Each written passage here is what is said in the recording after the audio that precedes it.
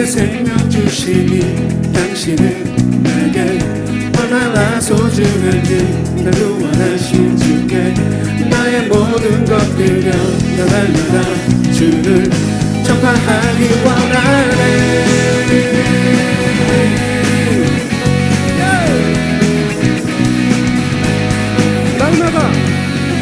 날마다 주님 말씀 위에 서기를 주님을 너무 알기 위해 기도해.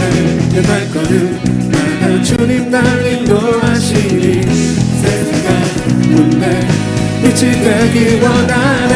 Everyday 주 위에 살리 Everyday 주 따라가리라. Everyday 주 함께 걸으리. 날마다 주님 말씀 위에 서기를 주님을 너무 알기 위해 기도해. 내 발걸음마다 주님 날 인도하시니 세상과 문제 빛이 되기 원하네. Everyday 주 위에 살리 Everyday 주 따라가리라. Everyday 주 함께 걸으리. Everyday 주 위에 살리 Everyday 주 따라가리라. Everyday 주 함께 걸으리.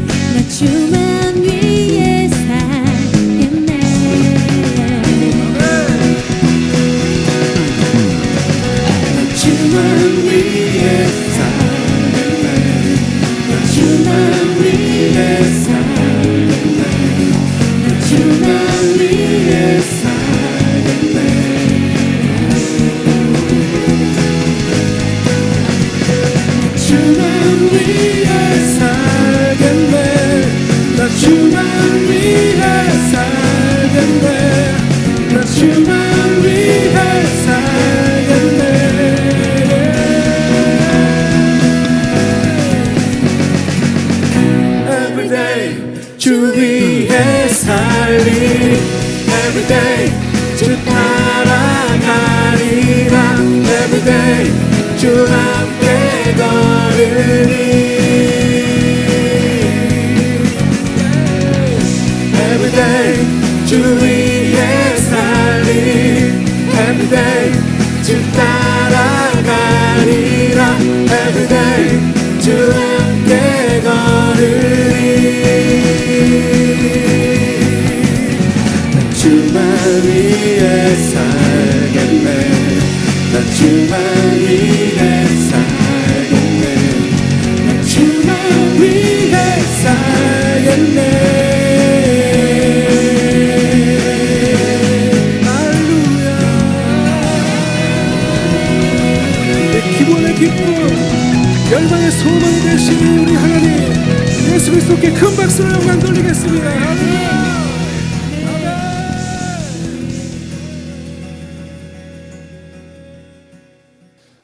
오늘 말씀은 징계도 은총이다 하는 제목으로 은혜를 나누겠습니다. 뭐도 은총이다? 네, 징계도 은총이다. 여러분 징계받는 거 별로 좋아하시지 않죠? 네, 우리 아이들도 어려서 뭐 잘못했을 때 저한테 이제 야단 맞거나 이제 매를 맞으면 얼마나 벌벌 떠는지 몰라요. 벌벌. 큰아들은 그래도 버텨요. 맞자 그러면 맞아요. 둘째는 절대 안 맞으려고 그래요. 뭐 아빠 들어보세요. 제발 제 말을 들어보세요. 아 잠깐만 참아보시고요. 잠깐 제 말을 들어보시라니까요. 오만 가지 얘기를 하면서 한 대도 안 맞으려고. 그래도 어쩌다 한 대 맞으면 그냥 거품 물고 쓰러집니다. 더 이상 못 때리도록. 근데 우리도 그런 징계 그러면요, 징계 그러면 굉장히 싫어요.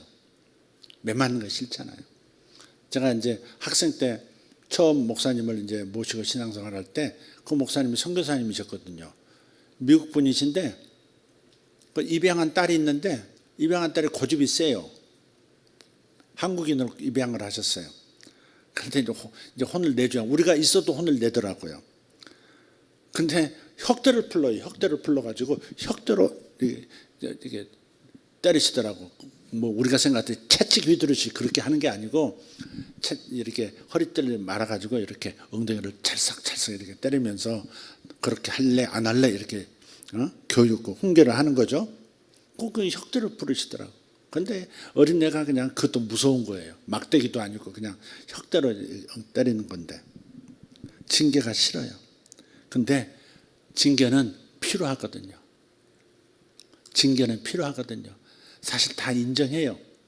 처음 제가 개척을 저 임해동에서 할 때 그 옆에 이제 아니구나. 임해동에서 있다가 이 미금역 쪽으로 왔을 때 이상하게 병원이 항상 곁에 있었어요. 지금도 치과가 옆에 있는데 처음 개척했을 때는 역시 치과가 바로 옆에 붙어 있었어요. 그리고 이제 미금동으로 왔을 때도 또 같은 층에 또 내과가 있었어요. 그 원장님이 그때는 제가 좀 젊었을 때인데 어느 날 목사님 오늘 시간 되십니까? 그러더라고요. 우리 교회 나오는 분도 아니에요. 그래서 원장실에 들어가서 대화를 시작했는데 대뜸 그분이 그러시더라고요. 목사님, 사람은 어려움을 겪어봐야 되는 것 같습니다. 그러더라고요. 사람은 어려움을 겪어야 하나님 앞에 바로 서는 것 같습니다. 자기 얘기를 하는 거예요. 지금. 자기가 지금 어려움에 처한 거예요. 근데 그걸 하나님께서 허락하신, 하나님께서 나를 야단치시는 걸로 이제 생각하는 거죠. 바른 생각이죠. 하나님도 야단치시거든요. 그러니까 이제 본인이 얘기는 확실히 사람은 어려움을 겪어야 되는 것 같습니다. 그래서 상담할 필요가 없더라고요. 자기가 자기 그 상황을 진단하고 답까지 내놨으니까. 네. 그래요. 당신의 자녀, 사랑하는 자녀들은 반드시 훈계를 하고 훈계를 받아들이지 않을 때는 징계하시죠. 말로 안 되면 매라도 듣는 거죠. 말을 안 들으면 매라도 들어요. 강현이가 말 안 들으면 어떻게 해요? 매를 들어요, 안 들어요? 들어요? 뭘 들어요? 신발짝 들어요? 뭘 들어요? 우리 어머니는 항상 바가지를 드셨어. 바가지를 들고 항상 저를 쫓아오셨어요. 강현이는 뭘로 맞아? 맞으면? 강현아, 너는 야단 맞을 때 뭘로 맞아? 맨손으로 맞아? 아무거나로. 우리 하나님도 열받으시면 아무거나 집어서 던지세요. 바벨론 들어서 빡 치시고요. 갑자기 시리아 들어서 빡 치시고요. 손에 잡히는 대로 그냥 이집트 들어서 빡 치시고 막. 하나님도 열받으시면 그렇게 하세요. 근데 그것은 전부 사랑에서 나온 것이다. 일단 그렇게 전제합시다. 사랑 때문에 당신은 우리를 징계하실 수밖에 없는 거예요. 매를 대지 않으면 깨닫지를 못하는 게 미련함이 얽혀 있으면요. 깊이 배어 있으면 매를 맞지 않으면 고치지를 못하는 거예요. 깨닫지를 못하는 거예요. 그러니까 매를 대실 수밖에 없는 것이다. 그러나 그 뿌리는 그 중심에는 뭐가 있다? 주님의 사랑과 긍휼이 있다 하는 것을 전제하고 오늘 말씀을 나누도록 하겠습니다.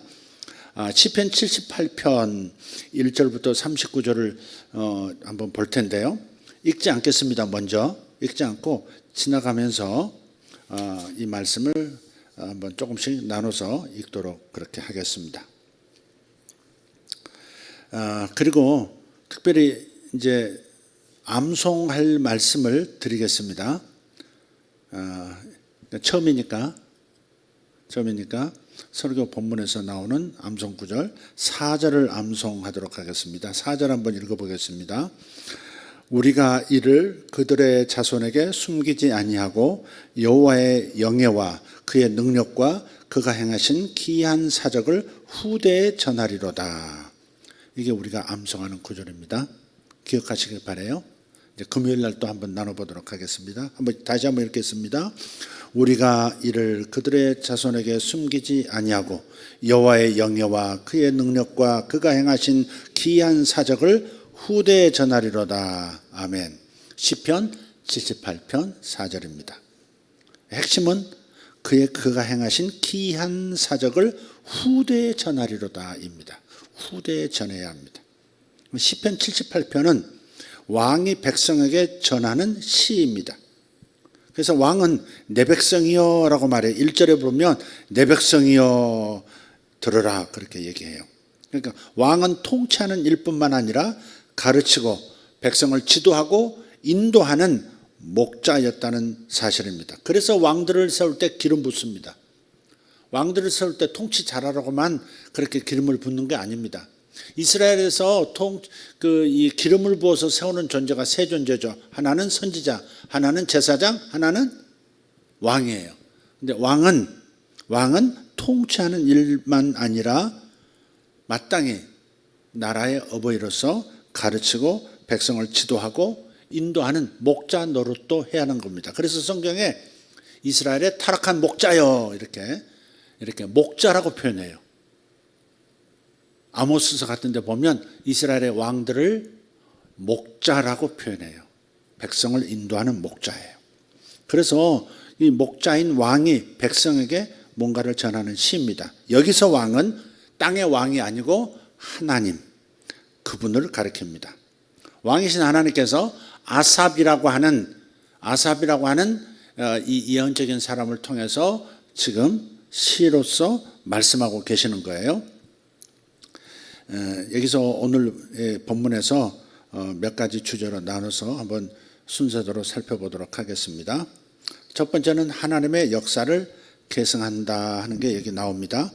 내 백성이여, 1절부터 4절을 제가 한번 읽어드릴게요. 내 백성이여 내 율법을 들으며 내 입의 말에 귀를 기울일지어다. 내가 입을 열어 비유로 말하며 예로부터 감추었던 것을 드러내려 하니 이는 우리가 들어서 아는 바요 우리의 조상들이 우리에게 전한 바라. 우리가 이를 그들의 자손에게 숨기지 아니하고 여호와의 영예와 그의 능력과 그가 행하신 기이한 사적을 후대에 전하리로다. 아멘. 여기 시편 78편 하면서 그 옆에 여러분 성경에 보면 아삽의 마스길 이렇게 되어 있어요. 아삽의 마스길. 이 마스길이라는 말은 깨달은, 이해하고 깨달은 교훈 이런 뜻이에요. 이해하고 깨닫는, 깨달은 교훈, 그게 마스길이에요. 마스길. 네. 그러면 이 아삽은 사람 이름이에요. 근데 이 아삽이라는 사람의 이름의 뜻은 뭐냐? 모으는 자 그런 뜻이에요. 모으는 자. 하나님의 지혜를 모으고 교훈을 모으고 계시를 모으고 하는 그런 인생을 살았던 사람이 아삽이에요. 자기 이름대로 살았어요. 모으는 자예요. 그러니까 이 아삽은 다윗과 솔로몬 시대에 활동했던 그때 그 시대에 활동했던 찬양단의 악장입니다. 리더라고요. 성가대장 이렇게 생각하시면 돼요. 근데 언약궤 앞에서 또 이렇게 그 찬양단만 관리하는 악장 노릇만 한 게 아니라 직접 연주도 해요. 그러니까 언약궤 앞에 나아가서 재금을 연주하는 사람이었습니다. 그리고 시편을요 12편이나 작시합니다. 그리고 이 사람은 역대하서 29장을 보면 선견자로 불리기도 합니다. 이 아삽을 선견자라고 해요. 선견자라는 말은 seer, 보는 자입니다. 보는 자. 환상을 보는 사람.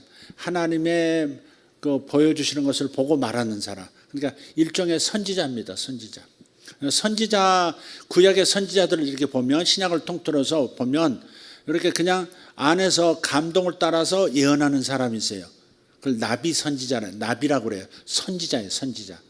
근데 선견자는 선지자이긴 한데 선견자는 보면서 보여주신 그 환상을 가지고 혹은 보여주신 어떤 무언가를 가지고 예언하는 사람, 그 사람을 선견자, 보는 것을 주로 해서 예언하는 사람을 선견자라고 한 겁니다. 그래서 아삽은 선견자로 불렸습니다. 그리고요, 이 아삽의 후손들은 대대로 성전에서 찬송을 부르는 직무를 맡았습니다. 여러분 시편을 읽다 보면 아삽이라는 이 이름이 많이 나오고 마스길이라는 이 용어가 많이 나오는데 참고로 기억해 두시기를 바라요. 아삽은 사람 이름이다. 마스길은 바로 이해하고 깨달은 바 된 그 교훈, 그걸 마스길이라고 한다. 그러니까 아삽이 깨닫고 기록한 시, 그게 시편 73편이다. 그렇게 생각하시면 되겠습니다. 저 뒤에 유아실도 들리나요? 잘 들리나요? 네. 자, 그래서 아삽은 노래를 통해서 자신이 받은 교훈과 율법을 전합니다. 예전부터 감추어진 이스라엘의 역사를 아삽은 증거하고자 하는 거예요. 조상들이 입을 통해서 입에서 입으로 전하해 준 그 내용이고요. 그래서 아삽이 자기가 조상들로부터 전해 들은 그 하나님의 위대하심에 대한 이야기를 자신도 노래를 통해서 뭐예요? 후손들에게, 다음 세대에 전해주려고 하고 있는 거예요. 그러니까 아삽은 자신의 생각을 지금 말하고 있는 게 아닙니다. 하나님께로부터 받은 말씀, 하나님께서 깨닫게 해주신 교훈입니다. 조상적부터 내려오는 것, 아브라함부터 모세를 거쳐서 입에서 입으로 구전이라고 그러죠. 입에서 입으로 구전 내려오는 겁니다. 오랜 세월에 걸쳐서 하나님께서 주신 것이고 역사 속에서 증명된 그러한 사적입니다. 그래서 조상은 내가 하나님의 말씀을 듣지 않아 손해를 보았다. 조상들은 하나님의 말씀을 듣지 않아서 손해보았다. 또 그렇게 말을 해요. 또는 내가 말씀에 순종했더니 복을 받았다. 이렇게 조상들은 아삽에게 전해준 거예요. 이렇게 말씀을 순종했더니 축복이 있었다. 이렇게 불순종했더니 축복은 고사하고 저주가 있었다. 그렇게 전해들은 역사 속에서 증명된 어떤 이야기, 하나님의 말씀을 지금 다음 세대에 전해주려고 하는 거예요. 그래서 하나님의 영예와 그분의 능력과 그분이 행하신 기이한 일들을 후대에 전하고자 지금 펜을 든 겁니다. 이처럼 우리도 하나님의 말씀을 경험하고 그것을 우리 자손에게 전해야 합니다. 말씀을 경험하고 말씀을 통해서 하나님을 경험하고 그 경험한 이야기와 함께 내가 들었던, 내가 보았던, 내가 암송했던 그 말씀을 자녀에게 전해주려고 하셔야 합니다. 멍하니 그냥 세상에 자녀들 교육을 맡겨놓고 있을 일이 아니고요. 여러분이 주도적으로 하나님께서 나에게 경험시킨 하나님, 하나님께서 나에게 경험시킨 하나님의 말씀, 그것을 자녀들에게 전해주려고 하셔야 합니다. 이렇게 했더니 아들아 우리 집에 복이 임하더라. 아들아 우리가 이렇게 행했더니 우리 삶에 실패가 오더라. 그러니 이렇게 살지 말고 이렇게 살아야 한단다. 이걸 전해주시려고 하셔야 돼요. 네. 단지 교회에서 알아서 교육하겠지, 신앙교육 해주겠지. 안 됩니다. 다시 말하자면 안 됩니다. 부모들이 하나님을 경험한 이야기를 아이들의 언어에 맞게, 내가 경험한 하나님, 이렇게 말씀에 순종했더니 이런 복이 임하더라고 하는 바로 증명할 수 있는 그런 이야기들을 자녀들에게 전해주려고 하고, 또 그것이 자녀들에게 전해졌을 때 자녀들의 삶은 미래가 훨씬 더 밝을 것이고 명문 가문으로 한 발 더 들어설 것이고, 저들은 자기 자식들에게 또 그렇게 하나님을 경험하고 하나님의 말씀을 경험한 그 이야기, 증명할 수 있는 그 이야기를 자기 자식들에게 전해줌으로써 하나님의 이 놀라운 위대하심이 계속해서 계승되도록 만드는 사명이 우리에게 있는 줄 믿습니다. 할렐루야. 그래서 하나님의 말씀을 따라가는 사람은 결국 하나님의 말씀이 옳았다는 것을 깨달아요. 아, 역시 하나님의 말씀은 살아있구나. 하나님의 말씀이 옳구나. 이걸 알게 돼요. 내 생각대로 하는 것은 다 남는 것이 없어요. 보세요. 내 생각대로 한 것은 남는 것이 없어요. 자식을 위해서 힘쓰고 애썼는데 남는 것이 없고요. 되는 것이 없는 거예요. 잘 되리라고 생각했는데 엉뚱하게 안 되는 거예요. 자식을 위해서 그렇게 애를 썼건만, 가족을 위해서 그렇게 애를 썼건만 안 되는 거예요. 그게 내 생각대로 하는 것이 그래서 그래요. 그래서 내가 깨달은 이것을 자손들에게 가르쳐야 하는 것입니다. 그 전에 오셨던 그 총신대 김지찬 교수님, 그 간증이 제 마음을 후벼 파더라고요. 딸이 주일학교 교사를 하고 있었는데 자기가 이제 이 의사 시험을 봐야 되는데, 졸업 시험인지 의사 면허 시험인지는 모르겠는데 그 시험을 봐야 되는데 주일날도 공부해야 된다는 거예요. 시험을 준비해야 된다는 거예요. 그러니까 교사직을 내려놓겠다. 그리고 내가 공부에 당분간 집중하겠다. 그 말을 듣고 그 아버지가, 김지찬 교수님이, 야, 너 그 말대로 해서 성적이 안 나올 것이고, 네 생각대로 하면 성적이 네 뜻대로 안 나올 거야. 만약에 네 뜻대로 좋은 성적이 나왔으면 그것 자체가 저주야. 그렇게 딸한테 얘기를 한 거죠. 아버지가 꼿꼿하신 거죠. 자신이 경험한 하나님은 하나님 일을 먼저 생각하고 주의 영광을 먼저 위해서 나를 헌신할 때 내가 그만큼 못한 만큼을 하나님이 보상해 주시는 하나님이심을 그분은 아신 거죠. 그러니까 만약에 네가 네 생각대로 교사직 내려놓고 네가 가서 시험 공부해서 된다 한들 그것은 저주인 것이고, 하나님의 명령을, 하나님이 맡기신 사명을 버리고서 잘 됐다는 것은 그건 저주지 복이 아니라는 거죠. 얼마나 철저한 분이세요? 야, 대단한 분이다. 그런 생각이 들었어요. 그래서 사명을 내려놓는 것은 네가 망한 것이고, 의사시험에 합격하기까지 한다면 그것은 네가 저주를 받은 것이다. 그래, 네 마음대로 살아봐라. 이렇게 저주받은 거나 마찬가지다. 그래서 딸이 처음에는 반항하다가, 울물불물 반항하다가 아버지 말대로 순종해서 교사 일을 유지를 했고, 근데 의사시험에도 합격을 했고 좋은 의사가 되었다는 간증을 전번에 하셨어요. 여러분, 우리 자식들을 정말 사랑하죠. 사랑하지만 하나님의 말씀을 따라서, 하나님의 말씀을 내가 경험한 만큼 하나님을 사랑하고 하나님께 순종한 만큼 이렇게 복을 주시더라 하는 그런 이야기를 자식들에게 물려주고, 그 자식은 또 자기 경험을 또 자식에게 물려주는, 할아버지 할머니의 경험과 함께 자기의 경험을 자식에게 물려주는 이런 선순환을 이루는 가정이 되시기를 축복합니다. 아멘. 네, 지금 하나님의 역사는 우리를 계승해야 될 책임이 있는 거예요.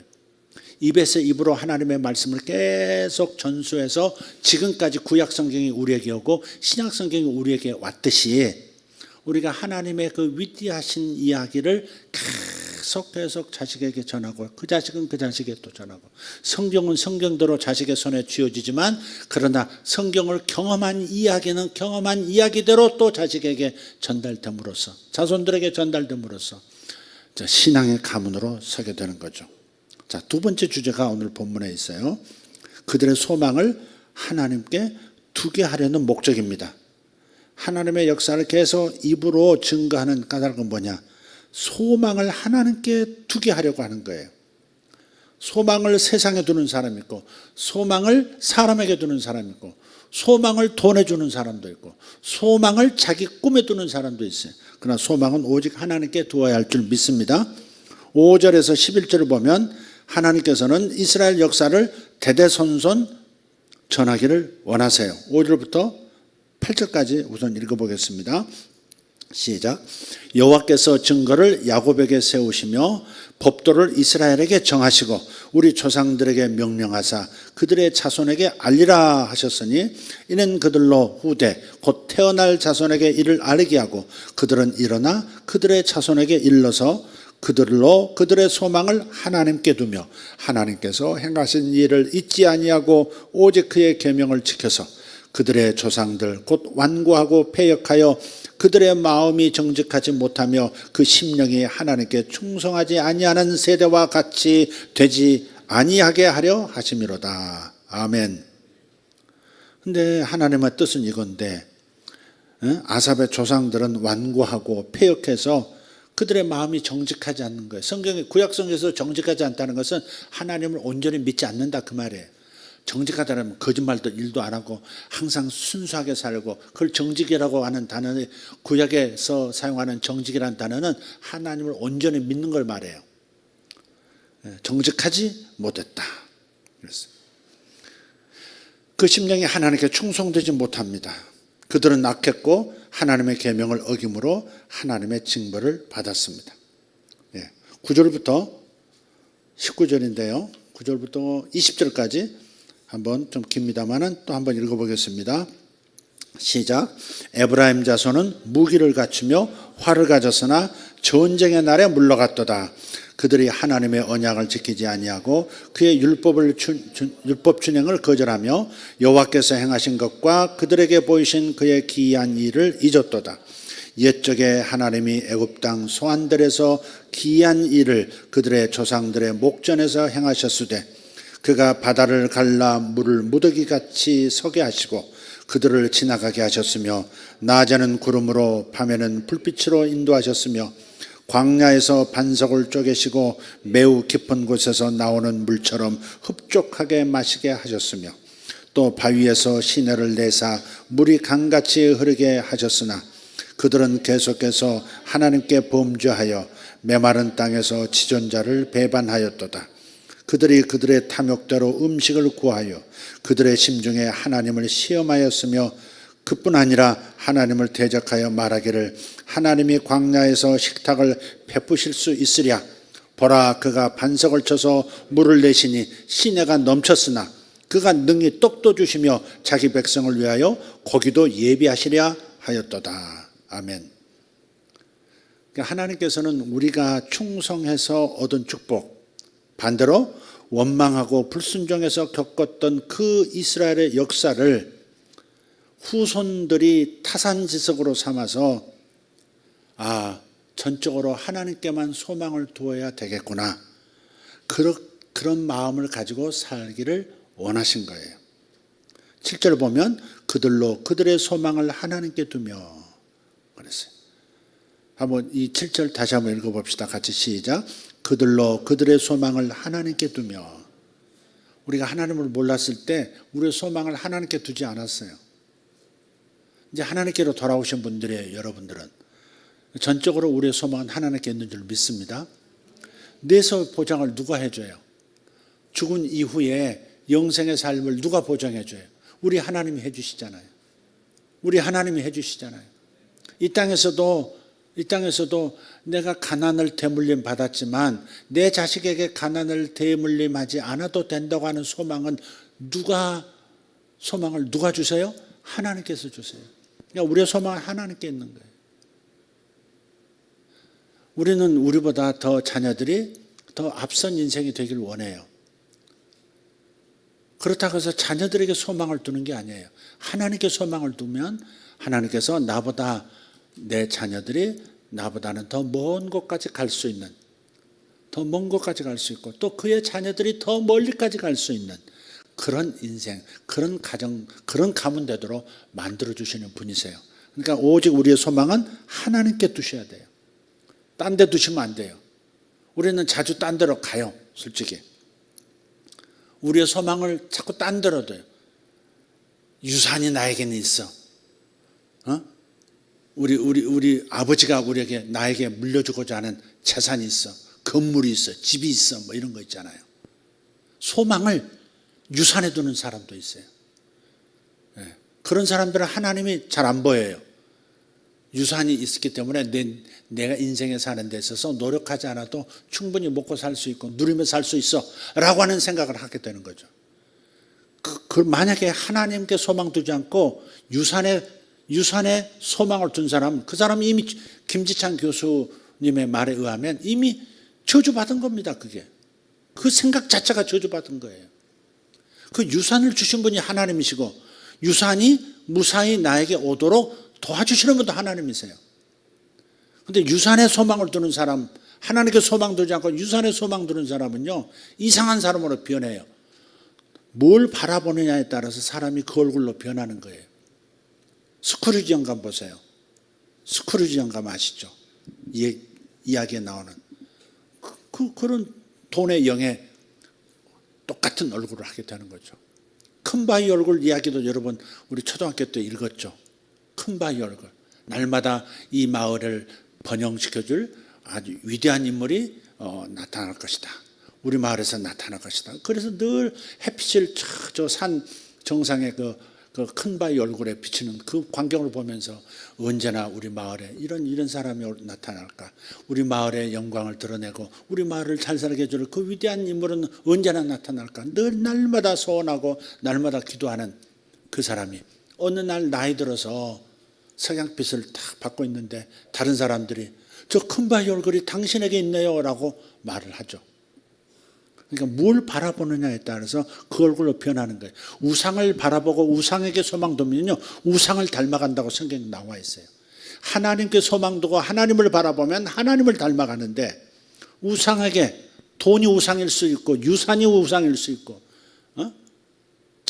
집 한 채가 우상일 수도 있고요. 그렇게 되면 그러면 그렇게 변한다는 거예요.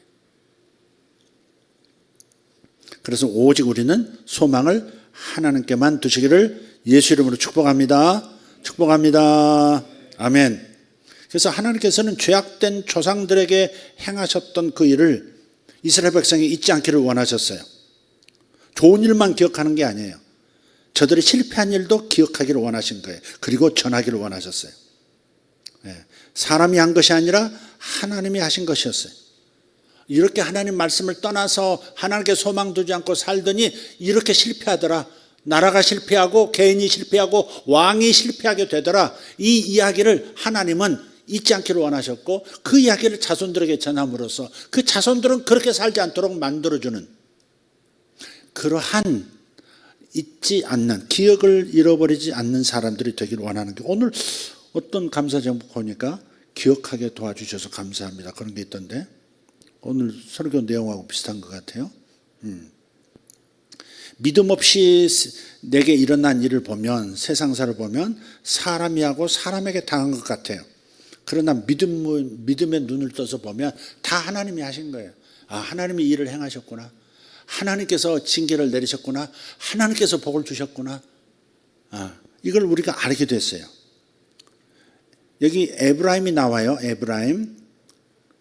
에브라임은 하는, 에브라임 자손은 9절에 보면 에브라임 자손은 무기를 갖추며 활을 가졌지만 전쟁의 날에 물러갔다는 거예요. 무기를 갖추고 활도 가졌으나 충분히 전쟁에서 승리할 수 있음에도 불구하고 전쟁의 날에 뒤로 물러서 버렸다는 거예요. 에브라임이.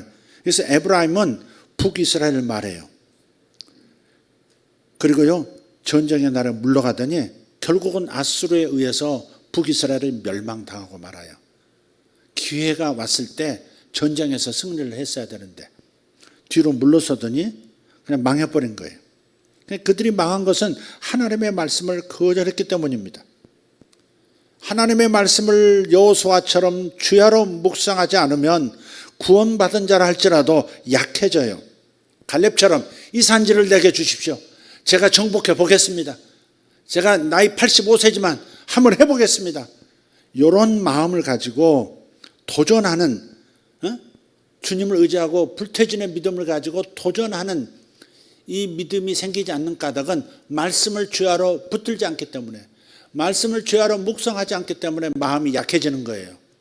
충분히 이길 수 있는 활과 방패와 칼을 가지고 있음에도 불구하고 전쟁의 날에 뒤로 빼버리는 거예요. 두려운 거죠. 그것은 말씀에 사로잡히지 않기 때문에 그래요. 하나님께서 여호수아에게 주야로 말씀을 묵상하라. 그래야면 네가 형통하리라 그렇게 약속하셨죠. 하나님의 말씀을 자꾸 묵상하는 사람은 담대해져요. 두려워하지 않아요. 움츠러들지 않아요. 어떤 일이든 해붙이고자 하는 담대함이 있어요. 다윗처럼 골리앗 같은 그런 거대한 장군이 걸어 나오는데도 나는 여호와 이름으로 나간다 하면서 그냥 한 방에 그냥 기절시켜 버리잖아요. 그 마음이 기가 죽지 않는 것은 하나님의 말씀이 있을 때 가능한 거예요. 그래서 우리가 주야로 말씀을 묵상하는 사람이 되어야 하는 줄 믿습니다. 할렐루야. 또 이스라엘 백성들은 하나님께서 행하신 것과 그들에게 보이신 그 기이한 일을 다 잊어버렸어요. 놀라운 일도 잊어버렸어요. 실패한 일도 잊어버리고요, 성공했던 일도 잊어버렸어요. 무기가 있고 작전 계획이 있음에도 불구하고 패한 것, 그것은 조상들의 하나님, 아브라함의 하나님, 이삭의 하나님, 야곱의 하나님을 잊어버렸기 때문에, 요셉 같은 상황에서도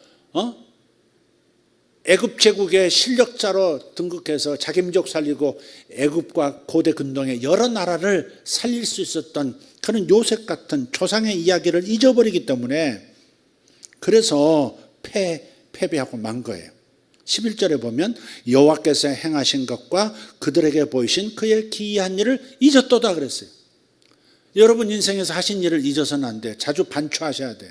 되새김질 하셔야 돼요. 하나님께서 이때 나를 불러주셨었지, 하나님께서 내게 이렇게 말씀해 주셨었지, 하나님께서 이렇게 기적을 베풀어 주셨었지. 그야말로 집도 뭣도 없는 이 상황에서 하나님께서 나를 도와주셔서 지금 이렇게 살게 해 주셨지. 제가 살아온 이야기 보면 제 얘기니까 제가 생각하면 생각할수록 기가 막혀요. 참 기가 막히다.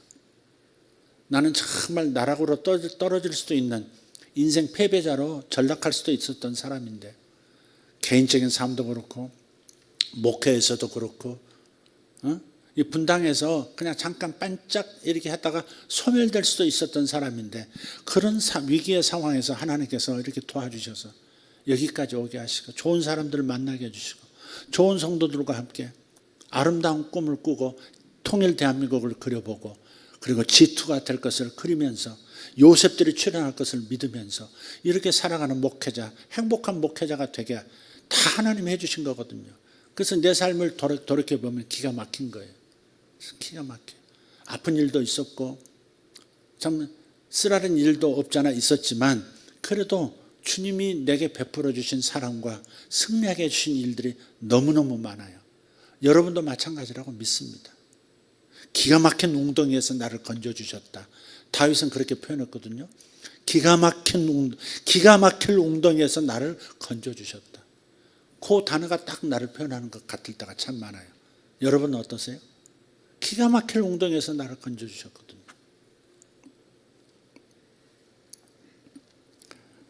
이걸 잊어서는 안 되는 거예요. 하나님께서 내 삶에서 행하신 위대한 일, 우리에게 나에게 보이신 그 이상한 기이한 일, 아름다운 일을 잊었도다. 절대 그렇게 돼서는 안 돼요. 세 번째 주제가 그 다음 나타납니다. 자, 조상들은 지존자이신 하나님을 배반합니다. 12절 20절 보시면 아삽은 과거의 역사를 가르쳐요. 하나님께서 어떻게 큰 일을 행하셨는지 전합니다. 그렇게 하나님의 은총을 기억하도록 아삽은 도와주고 있어요. 12절부터 20절까지 한번 읽어보겠습니다. 옛적에 하나님이 애굽 땅 소환들에서 기이한 일을 그들의 조상들의 목전에서 행하셨으되 그가 바다를 갈라 물을 무더기같이 서게 하시고 그들을 지나가게 하셨으며. 아멘. 바다가요, 물이 줄어도 이렇게 바람이 불어서 이렇게 해수면이 낮아져서 요 바다 땅이 드러나게 하신 게 아니거든요. 쭉 물이 오던 게 갑자기 무슨 장벽을 세운 것처럼, 유리벽을 세운 것처럼 바닷물이 수직으로 쫙 그 깊은 홍해 바다를 쫙 서버렸단 말이에요.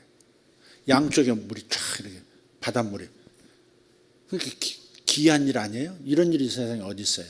완전히 중력의 법칙도 뭐 무시하고 갑자기 뭐 어떤 큰 손이 양쪽으로 물을 싹 쓸어가지고 물벽을 만든 것처럼, 그리고 걸어갈 땅은 젖어 있지 않고 바싹 말라서 마차를 끌고 가도 능히 건널 수 있는 그런 땅이 순식간에 되도록 만드신 이 기이한 일을 지금 말하고 있는 거예요.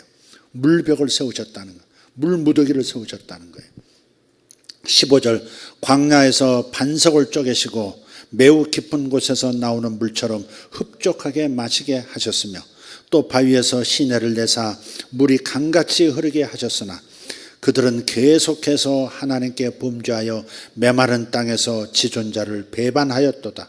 그들이 그들의 탐욕대로 음식을 구하여 그들의 심중에 하나님을 시험하였으며 그뿐 아니라 하나님을 대적하여 말하기를 하나님이 광야에서 식탁을 베푸실 수 있으랴. 여러분 믿으세요? 하나님께서 광야에서도 우리들이 누릴 식탁을 마련하실 수 있음을 믿습니까? 믿습니다. 할렐루야. 아무것도 손에 쥐는 것도 없고 눈에 보이는 것도 없어도, 들리는 것 없어도 주님께서 나를 위하여 당신의 능력을 베푸시면 아무것도 없는 사막에서도 만찬을 누릴 수 있는 축복이 있는 거예요. 우리 인생이 그렇게 될 수 있다는 걸 말씀하고 있어요. 그러니까 절망하지 마셔야 돼요. 우리들은 수입이 이거밖에 안 돼. 우리 집은 수입이 이것밖에 안 돼. 거기에 갇히지 말라고요. 자신의 인생을 눈에 보이는 것으로 인해서 제한하지 마세요. 요셉은 저 감옥에서 노예로서 감옥에 수년간 갇혀있던 사람이에요. 그 사람이 어떻게 애굽에서 2인자가 될 수 있냐고요. 어떻게 왕궁에 들어가서 살 수 있게 되느냐고요. 어떻게 흙수저 중에 흙수저가 어떻게 금수저, 다이아몬드 수저가 될 수 있느냐고요. 하나님은 광야에서 식탁을 베푸실 수 있어요. 내 인생 광야 같은데 이 광야에서 풍성한 삶을 살 수 있도록 능히 하시는 줄 믿으시기를 바랍니다. 할렐루야. 하나님이 광야에서 식탁을 베푸실 수 있으랴. 보라, 그가 반석을 쳐서 물을 내시긴 하지만 내셔서 시내가 넘쳤으나 그가 능히 떡도 주시며 자기 백성을 위하여 고기도 예비하시랴 하였도다. 비웃는 거, 비꼬는 거죠. 물은 주셨지만 물이 나올 수가 없는 곳인데 이상하게 안반 모세가 하나님 지정하신 바위를 슬쩍 툭 때리니까 그 바위가 쪼개지면서 지하수가 그쪽을 통해서 확 터져 나온 거죠. 100만, 200만 명이 가축까지 충분히 먹고 마실 수 있는 물이 그때부터 터져 나온 거죠. 그게. 그 안에 엄청난 저수된 시원한 물이 있으려고 생각도 못했는데 하나님께서 지목해서 쳐라 하니까 딱 치니까 솟아 나온단 말이죠. 그런 일을 보고서도 이렇게 말하는 거예요. 야, 광야에서 바위를 깨뜨려서 물을 내게는, 물을 마시게는 할 수 있고 광야에 강이 되도록 만드실 수는 있지만 빵을 주실 수 있겠어? 물은 주실 수 있지만 빵은 주실 수 없을 거야. 이렇게 비꼬는 거죠. 얼마나 마음이 비뚤어졌으면 그렇게 말을 해요. 응? 능히 떡도 주시며 자기 백성을 위하여 고기도 주신단 말이야? 이렇게 비꼬는 거죠.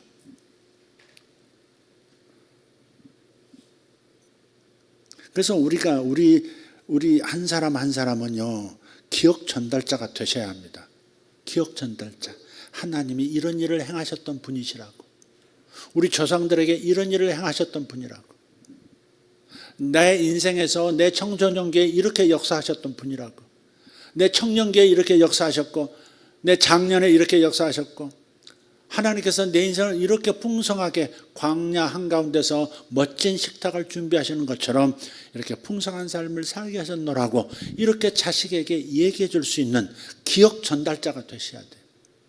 하나님은 모세에게 이렇게 행하셨고 아브라함에게 이렇게 행하셨고 엘리야에게 이렇게 행하셨고 그 하나님이 지금도 살아계시고 그 하나님이 당신을 위해서도 아니 너희를 위해서도 그렇게 하실 거야 라고 조상들로부터 물려온 하나님 경험의 기억, 하나님 경험의 기억 전달자가 되셔야 돼요. 영화 중에 기억 전달자라는 영화도 있어요. 재밌는 영화죠. 기억 전달자.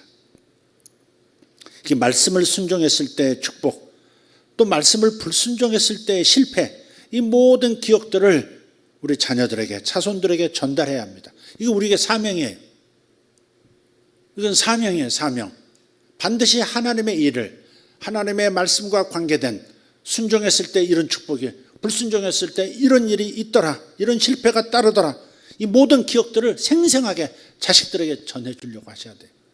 여기서 은혜 받고 끝나시면 안 돼요. 여러분 인생 중에 가만히 생각하면 눈물이 나올 만큼 감사한 일 있잖아요. 바로 그런 마음을 자식에게 전해주는 거죠. 그때 하나님이 이렇게 역사하셨어. 그때 하나님이 이렇게 역사하셨어. 우리 가정도 집도 없이 그냥 어디 버려진 컨테이너 박스 없나 찾으러 다닌 적이 있었다고 그랬잖아요. 집을 잃어버렸을 때가 있었어요.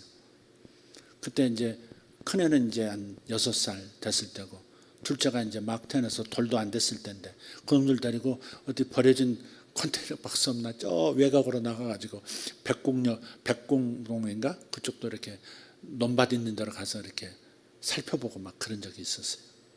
그거 할 곳이 없으니까. 그럴 때 하나님께서 놀랍게 역사하셔서 참 그런 위기도 넘기고 그런 얘기들을 자녀들에게 해줘야 되는 거죠. 하나님은 이런 위기 때도 이렇게 도우시더라. 이런 얘기를 자녀들에게 해줄 때 자녀들이 위기를 만날 수도 있잖아. 인생에서 위기를 안 만나는 인생이 어디 있어요. 그러니까 부모가 하나님을 경험한 그 이야기를 해줘야 되는 거죠.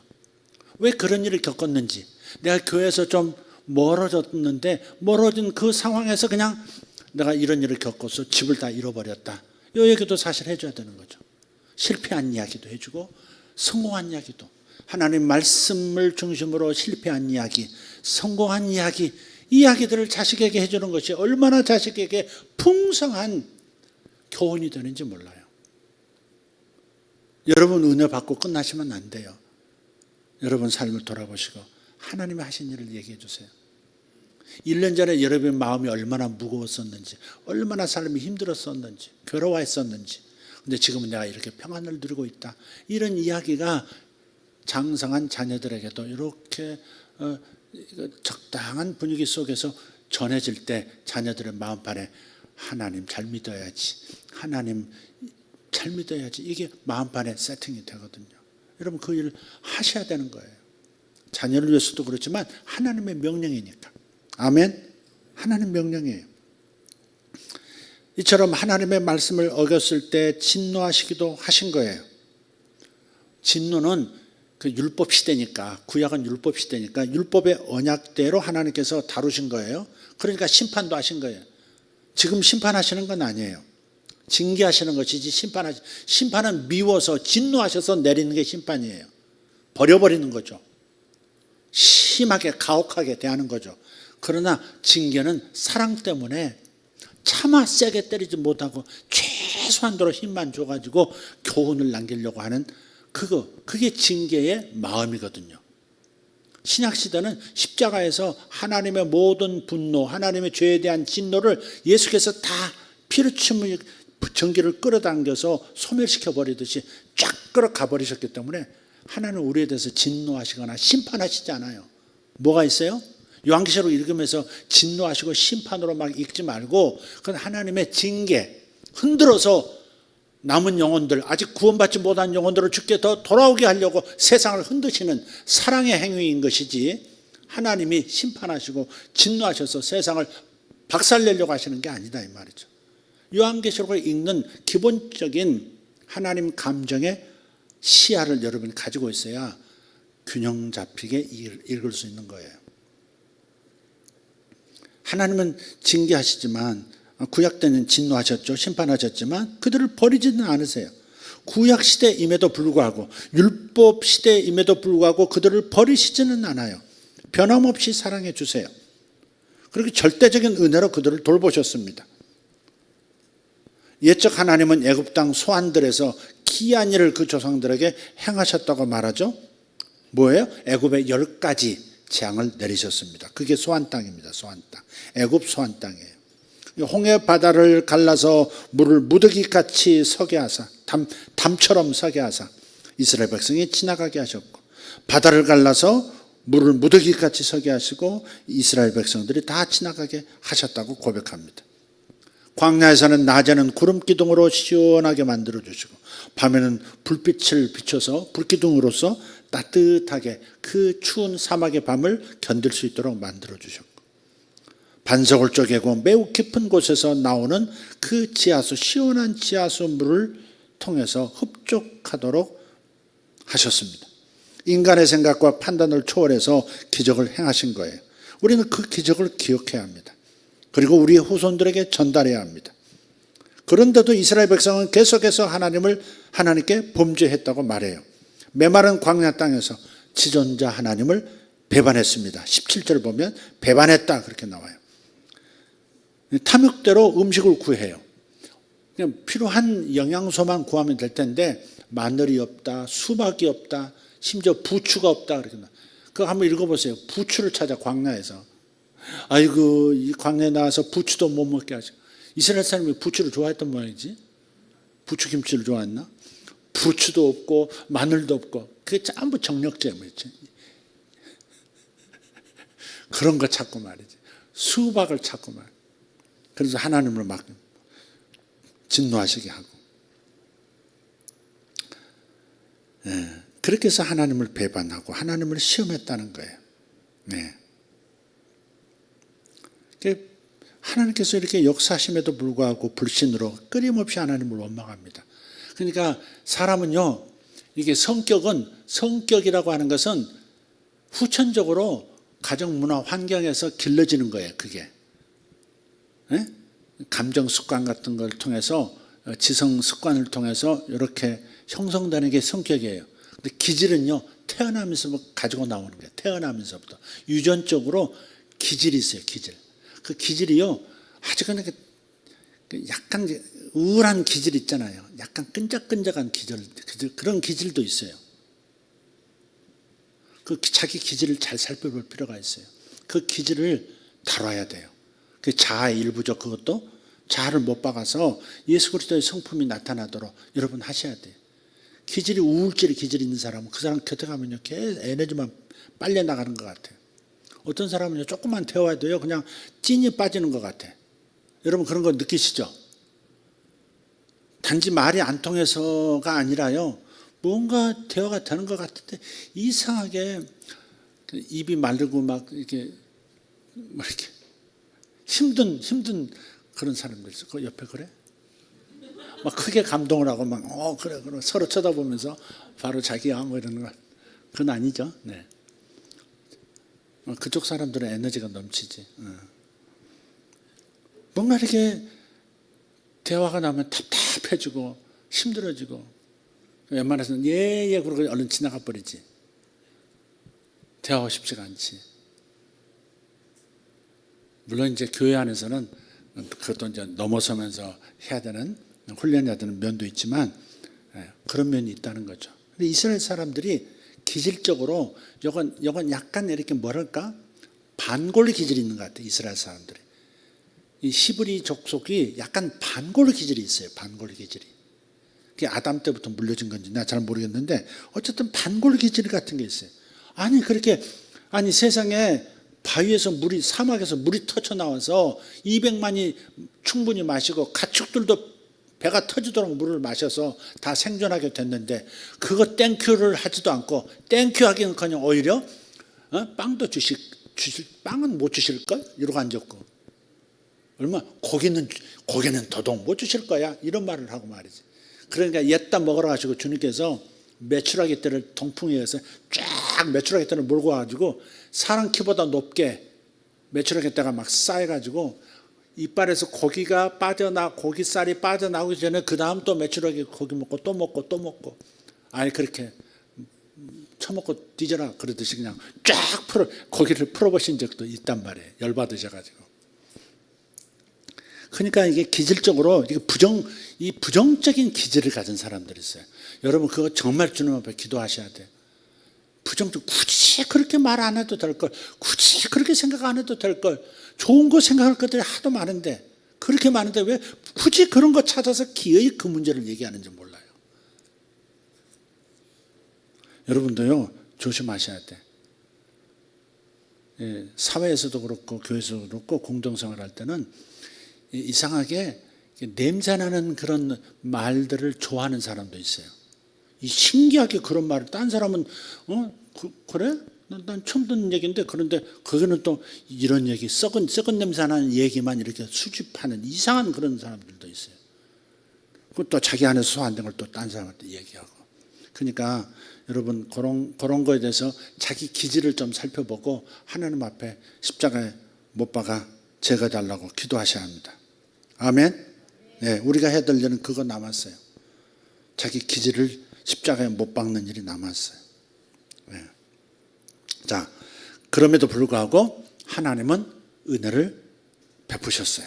21절, 29절을 보면 변함없는 하나님의 은혜를 아삽은 가르칩니다. 어렸을 적에 보면 엄마가 아이들을 업고 다녀요. 근데 엄마 등에 업혀서 울고 불고 심지어 엄마 뺨을 막 때리고 그런 애들이 있어요. 경험해 보셨나요? 저 앞에 정 집사님은 애들이 많으니까 특이한 애들도 있을 것 같은데 그런 애는 없었나요? 발로 찼습니까? 손으로 안 때리고? 그 집 애들은 안 그러죠. 네. 엄마가 업어주는데도 뒤에서 엄마 머리끄댕이 잡아 당기고 때리고 그런 놈들도 있어요. 그런데도 엄마는 아이를 내팽개치지 않고요. 계속 업고 갑니다. 그게 부모죠. 이것이 하나님의 절대적인 은혜인 거예요. 하나님께서는 사랑하는 자들을 그래서 징계하는 은혜를 베푸시는 거예요. 징계도 하나님의 은총이다.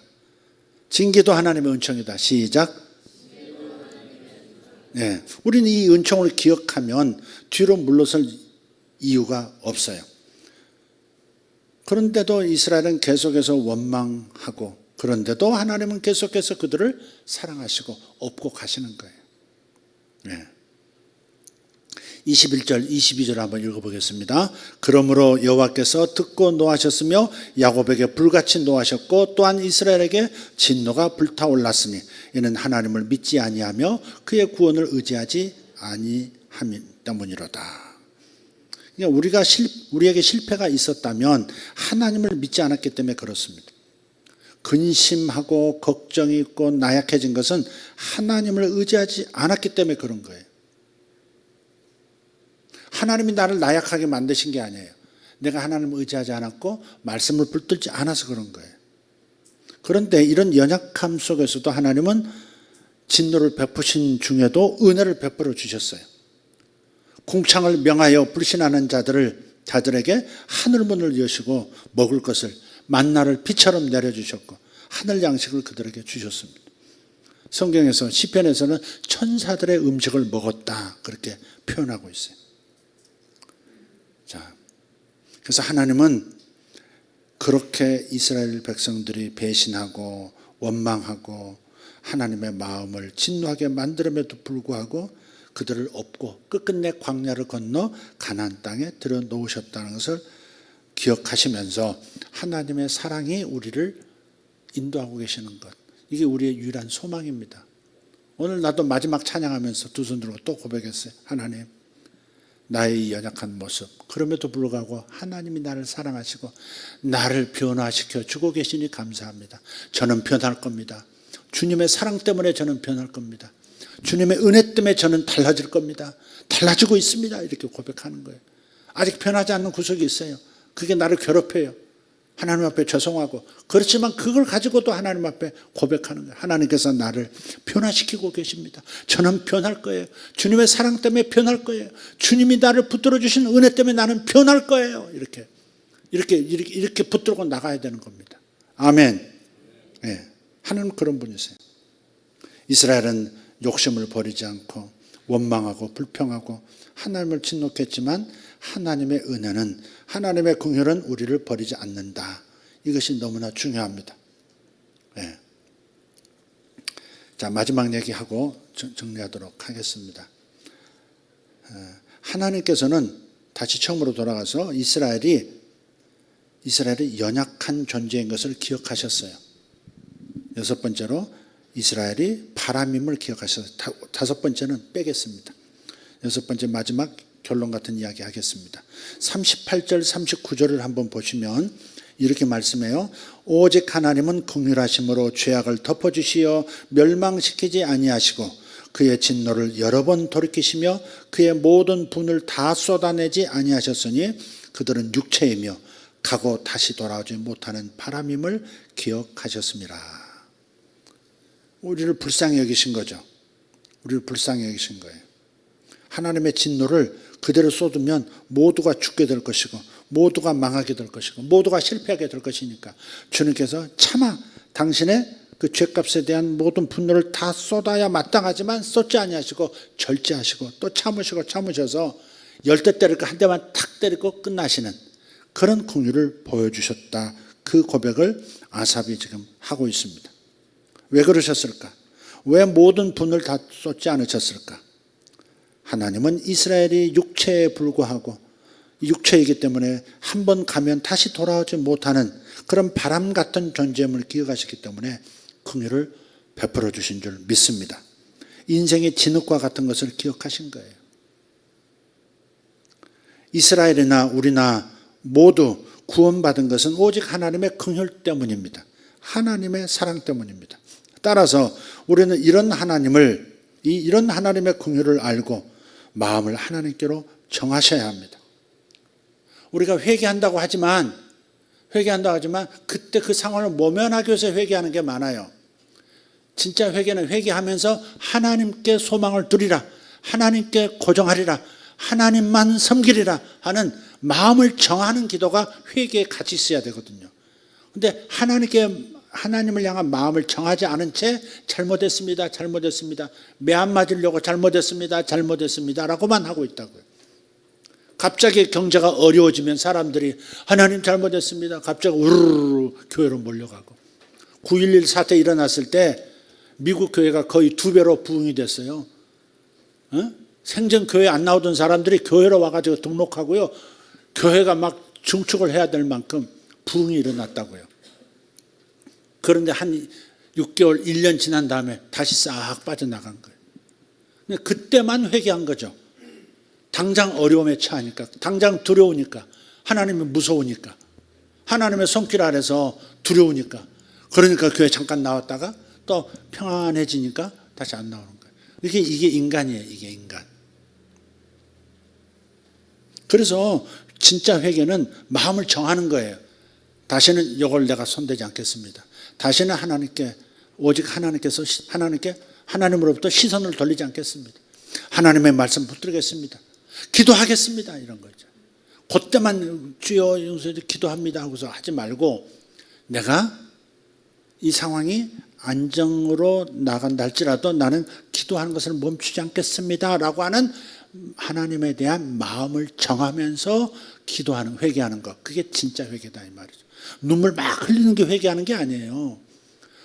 진정한 회개는 눈물도 나올 수 있지만, 눈물이 되게 또 나오지만, 그러나 그게 중요한 게 아니에요. 마음을 정하는 게 중요한 거예요. 다니엘이 마음을 정하고 기도했다 그러잖아요. 그러니까 기도한 첫날 바로 하나님께서 응답하시고 가브리엘 천사를 파송하시잖아요. 마음을 정하는 게 중요한 거예요. 마음을 정하지 않고 그냥 당장 화급한 불 끄려고, 당장 지금 발등에 불 끄려고 하는 회개는 하나님 눈에 그렇게 가치 있지 않아요. 마음을 정하셔야 돼. 뭔가 잘못됐다고 생각하고 회개할 때는 여러분이 마음을, 다른 행동을 하도록, 다른 마음을 가지고 살도록 마음을, 결심을 하셔야 되는 거예요. 요거 없이는 안 돼요. 다시 돌아가요. 지금 7년 흉년의 끝으로 접어들기 시작했다 말씀을 드렸어요. 이번 주일 수업을 다시 한번 들으셨으면 좋겠어요. 다시 한번 들어보시고, 그때 2015년도에 지금부터 14년 동안에 하나님께서 요셉의 14년을 한번 이 현실에서 반복하실 겁니다. 그렇게 선언을 했고, 7년 풍년은 이미 지나갔어요. 2021년까지였어요. 2022년부터 흉년의 시즌으로 들어가셨어요. 그리고요, 7년 흉년의 전반기 3년 반 동안은 뭔가 문제가, 경제적 문제가 누적 계속 켜켜이 쌓였다가 폭발 직전까지 지금 가고 있는 거예요. 그래서 올 말 그리고 내년 들어가면 굉장히 위험한 상황들이 올 겁니다. 여러분, 그래서 저를 하나님의 사람으로 인정하신다면 단지 그냥 괜히 불안해하지 말고, 만약 그런 상황이 온다면 내가 어떻게 재정 관리를 해야 될까? 그래서 크나큰 어떤 투자를 막 이렇게 일으켜서는 안 돼요. 뭐 갑자기 부동산에 막 몰빵을 한다든지, 뭐 주식에다 막 밀어 넣는다든지, 지금 그럴 때가 아니고요. 이 자기 자신의 재정 관리를 어느 정도는 가지고 있고, 어느 정도 어떻게 하고, 요 계산을 하면서 가셔야 된다 이 말이에요.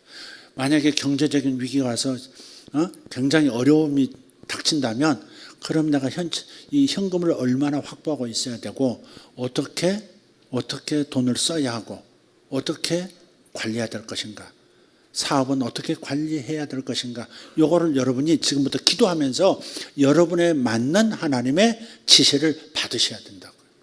다시 강조해요. 네. 세상 나라에 벌어지는 이 흉악한 경제적 재난, 다가오는 재난은 하나님의 징계라고 생각하셔야 됩니다. 하나님께로 돌아오지 아니하고 그저 물질에다 소망을 두고, 돈 버는 것에다만 소망을 두는 나의 마음이 주님께로 다시 온전히 돌아오도록 하게 하려는 하나님의 징계다 생각하셔야 됩니다. 여러분 이걸 놓치시면 안 돼요. 여러분이 의지하는 게 뭔지를 다시 한번 점검하세요. 여러분이 의지하는 게 뭔지를 점검해 보세요. 직장이 든든한 것 같아요?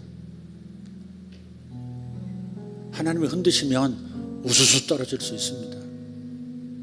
체리 농사하는 과수원인데요, 재밌게 추수를 하더라고요. 긴 아주 우리 본당 넓이만큼 큰 비닐 있죠, 두꺼운 비닐을요 가운데로 쭉 중앙까지 찢어가지고요, 그렇게 나무를 그 중앙으로 싹 밀어 넣어서 나무가 가운데 있게 하고 비닐은 전체 삥 둘러 있게 하고요. 요런 기계가 있더라고요. 이 운영하는 차에서 이렇게 긴 게 나오더니 그 체리나무 이렇게 나무 줄기를 딱 잡더라고요. 잡더니 푹 떨어요. 이렇게 진동을 이렇게 일으키니까 우수수수 떨어지더라고. 우수수수 떨어져. 그러면 다시 비닐만 싹 빼가지고 차에다 딱 싣고 트럭에다 싣고 그런 식으로 추수를 하더라고요. 하나님께서 흔드시면 흔들리지 않는 게 없는 거예요. 흔들리지 않는 것이 우리에게 올 때까지 흔드실 거예요. 내 인생에서 흔들리지 않는 것은 오직 하나님 한 분밖에 없습니다. 아멘. 하나님께 전적으로 신뢰를 두고 하나님만이 내 인생의 진정한 반석이십니다. 저것이 누구 백을 믿고 저것이 오도방정을 지금. 네가 귀여우니까 내가 다 봐주지. 넌 오늘따라 왜 이렇게 귀엽게 놀아제?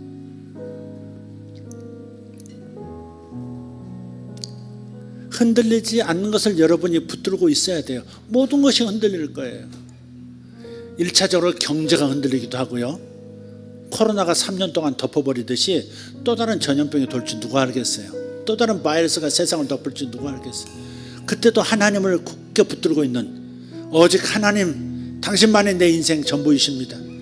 죽어도 주님의 것이고 살아도 주님의 것입니다 라고 하는 그 믿음으로 흔들리지 않는 믿음을 딱 갖게 될 때 세상이 흔들리고 전염병으로 흔들리고 경제로 흔들려도 하나님과의 관계는 무너지지 않고 삶에 두려움이 없고 하나님께서 오히려 더 천하위복이 되게 만들어 주실 것이라고 하는 그 확신 가운데 사는 거죠. 할렐루야. 흔들리지 않는 것을 여러분이 붙들고 있어야 돼요. 돈을 여러분이 흔들리지 않는 무엇이라고 생각하시면, 그럼 돈이 흔들리면 인생 전체가 흔들려 버릴 겁니다. 유산이 여러분의 미래라고 생각하시면 유산 흔들어 버리면 끝나는 겁니다, 여러분. 그런 보이는 것에 소망을 두지 말고 하나님께 소망을 두시라고요. 진짜 회개는 바로 거기 있습니다. 돌아가는 게 회개거든요. 돌이키는 게 회개거든요. 하나님께로 돌이키셔야 돼요. 아멘. 우리 가정은 그냥 스위트홈이야. 우리 가정 같은 가정이 없어. 그거 흔들면 흔들립니다, 여러분. 요즘 가정들이 얼마나 흔들리는지, 얼마나 혼란스러운 가운데 결혼들을 하고, 세상에 누구한테 최근에 들으니까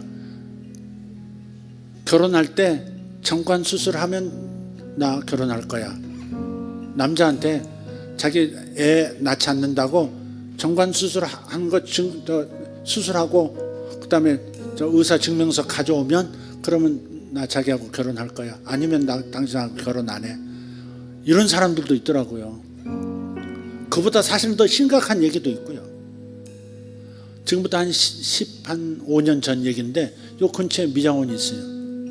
헤어샵에 가서 머리하는, 자주 하는 데가 있는데 그 머리하는 이쁘장하게 생긴 그 선생님이 한 분 있어요. 대자아내가 있어요. 근데 이런 얘기 저런 얘기 하다가 남자친구가 바깥에 와 있다는 거예요. 손님, 제가 얼른 하고 마무리하고 좀 잠깐 나갔다 오겠습니다 그러더라고요. 갔다 왔어요. 다시 내 머리 만지더라고요. 저 결혼할 거예요? 저 친구하고? 내가 그랬더니 지금 결혼 안 했는데 같이 산다는 거예요. 결혼도 안 하고 같이 살아? 그랬더니 궁합을 맞춰봐야죠 그러더라고요. 아무렇지도 않게. 그러니까 결혼도 안 하고 결혼에 대한 뭐 이렇게 큰 약속도 없는데 지금 이제 동거 생활을 하고 있는 거잖아요. 목적은 성생활이 맞냐 이거지. 뭐 그것도 남녀 사이에 그 중요한 문제일 수 있죠. 그러나 그 성스러운 하나님이 만드신 그 아름다운 성스러운 제도, 결혼 제도를 그런 식으로 더럽히는 건 아니죠. 그죠? 그러니까 이 세상이 굉장히 어지러운 거예요. 요즘 저 강남을 자꾸 얘기해서 미안한데 애인 없는 여자가 애인 없는 사람이 없다고 그렇게 말할 정도로 얼마나 타락했으면 그런 말이 자연스러울까요? 남 모르게 애인 있는 사람 손 들어봐. 남자 애인 있는 사람, 외로울 때 찾아가는 사람 손 들어봐. 손 들어봐. 그러니까 성가대에서도 나 한번 얘기해, 자꾸 잊어버리네. 성가대에서도 언니 오빠 하시면 안 됩니다. 성가대에서 제일 사고가 많이 납니다. 모든 교회들이. 성가대에서 언니, 오빠 그러면 형부로 들어가요. 언니라고 부르면 그 사람의 남편은 형부야. 형부 하다가 사고 나는 거예요. 그게. 교회에서는 직분 불러야 돼요. 성도님, 자매님, 형제님 하든지 집사님, 권사님, 장로님 하셔야지. 거기다가 오빠 이러고 앉았고 그럼 사고 나는 겁니다. 그게. 그래서 조심하셔야 됩니다. 우리 사역자들도 대놓고 얘기합니다. 사역자들 절대 자기 차에, 남성 사역자들 자기 차에, 여성 사역도 마찬가지예요. 이성 혼자 태우고 태워다 주고 하시면 안 됩니다. 김 전사님 아셨어요? 학생들도 혼자 태워다 주면 안 됩니다. 이 학생 혼자 다 태워주시면 안 됩니다. 전 전사님 왜 대답이 없어? 혼자 태워주시면 안 됩니다. 송 전사님, 이성 아무도 태우면 안 됩니다. 은큼하게 뒤로 딴짓 하지 말고, 절대 안 됩니다. 이 혼탁한 세상이라 마귀가 어디서 틈을 탈지도 몰라요. 서로 상처 입히고 결혼을 더럽혀버리는 그런 일들이 얼마나 많은데. 저 고등학교 1학년 때요, 친구가 그때부터 그러더라고. 고등학교 친구가 여자친구 소개해줄까 그러더라고. 소개해준다 그래서 진짜 걸프렌드를 소개해준다는 말인 줄 알았어. 그게 아니고 서로 섹스하는 그런 친구 소개해줄까 그런 말이에요. 나중에 알고 자세히 들어보니까 자기는 중국집에서 그걸 한대. 고등학교 우리 같은 반 애가 그러더라고. 그때 지금 40년 전에 그랬으면, 40년 45년 전에 그랬으면 지금은 얼마나 더 그러겠어요. 우리 아파트 단지에서요, 초등학교 애가 임신을 해가지고요, 나중에 이제 문제가 생겨요. 같은 초등학교인지 중학교 애하고 그래가지고 임신을 해가지고 애를 떼고 가족이 전체 미국으로 가서 다른 나라로 이주해 버리더라고요. 그 딸을 이제 보호해야 되니까. 그런 일들이 굉장히 많더라고요. 그러니까 교회에서는 절대 여러분 아니니까 지금 여러분한테 그런 것처럼 기분 나빠하지 마시고 모두를 향해서 하는 말이에요. 절대 이렇게 함부로 호칭 섞지 마세요. 세상적으로 섞지 마세요. 심지어 사역자한테도 오빠 그럴 수도 있고 언니 그러기도 하고 그건 절대 좋은 거 아닙니다. 사람마다 약점이 있어서 그 약점을 건드리고 그 치고 들어오는 사탄의 역사가 굉장히 심각합니다. 그러니까 절대. 그리고 학생부나 주일학교도 마찬가지예요. 이렇게 이성에게 손을 얹고 이렇게 이런 데 얹고 기도해 주지 마세요. 기도해 주려면 전사님들도 머리에 안수하는 거 괜찮아요. 제가 교회에서 허락합니다. 머리에 손 얹고 기도해 주세요. 손잡고 하는 것도 하지 마시고 전기 통할 수 있어요. 여러분요, 사랑으로 하고 애정으로 양육하지만요, 정이 들 수 있어요. 정이 들면요, 이상한 생각이 들 수 있어요. 아셨죠? 나 주일날 다시 한번 얘기할 텐데 귀에 피난다고 말하지 마시고, 제가 굉장히 조심해야 될 어떤 그런 것들이 자꾸 느껴져서 그러는 거니까 기분 나쁘게 듣지 마시고 조심해 주시길 바라요. 아유, 지연 내가 뭐 하다가 그러니까 이상한 소리 하고 주요. 자, 흉년의 마지막 하나님 흔드시는 것은 영혼들을 추수하기 위함이다.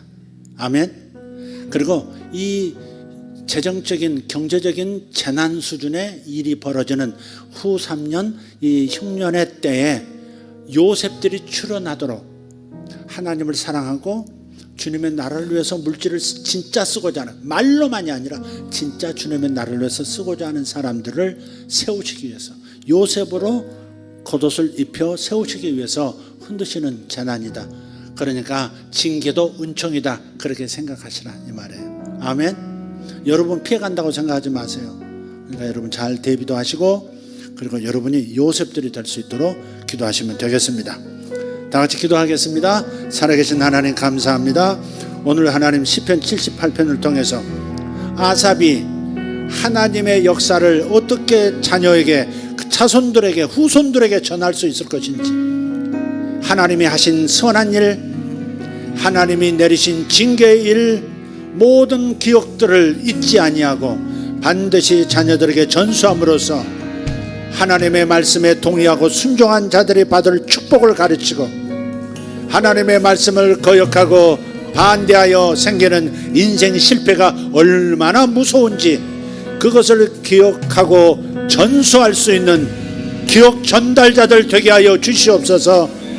우리 자녀들을 부모가 양육해야 되겠습니다. 나를 만나 주신 하나님을 전달해야 되겠습니다. 나를 만나 축복해 주신 하나님, 나를 만나셔서 징계하셨던 그 하나님을 전수함으로써 자녀들이 축복의 사람들 될 수 있도록, 자손들이 축복의 자손들 될 수 있도록 주님, 우리 그렇게 만들어야 하겠습니다. 주님 감사합니다. 예수님의 이름으로 기도합니다. 다같이 일어나서 주님을 향하여 두 손 들고 주여 한번 외치고 기도합니다. 주여, 주여, 주여. 감사합니다. 우리 하나님 찬양합니다. 할렐루야. 주님 찬양합니다. 주여 감사합니다. 주여 감사합니다. 주여 감사합니다. 살아계신 우리 하나님 찬양하고 감사합니다. 할렐루야. 주여 감사합니다. 살아계신 우리 하나님 찬양하고 감사합니다. 아버지 하나님, 승리하게 하여 주심을 감사합니다. 승리는 내 것일세, 승리는 내 것일세, 승리는 내 것일세, 승리는 내 것일세, 이김은 내 것일세, 이김은 내 것일세. 주 예수의 보혈로 승리는 내 것일세. 주여 감사합니다. 주 예수의 보혈로 승리는 내 것일세, 승리는 내 것일세. 주여 감사합니다.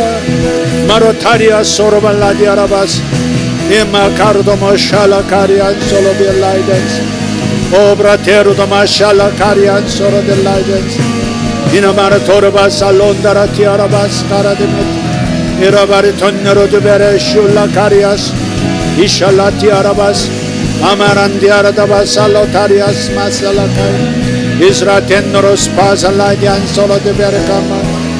주여 감사합니다. 주여 감사합니다. 주여, 주여 우리에게 역사하소서. 주여 요셉들이 출현하게 하소서.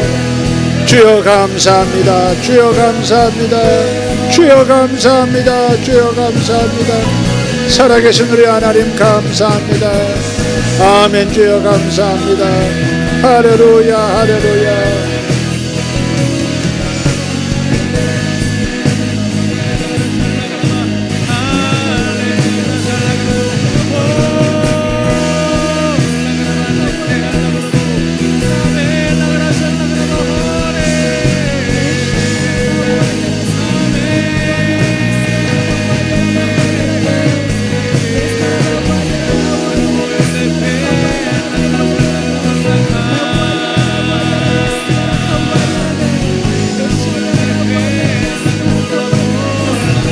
하나님께서 눈을 만지고 계십니다.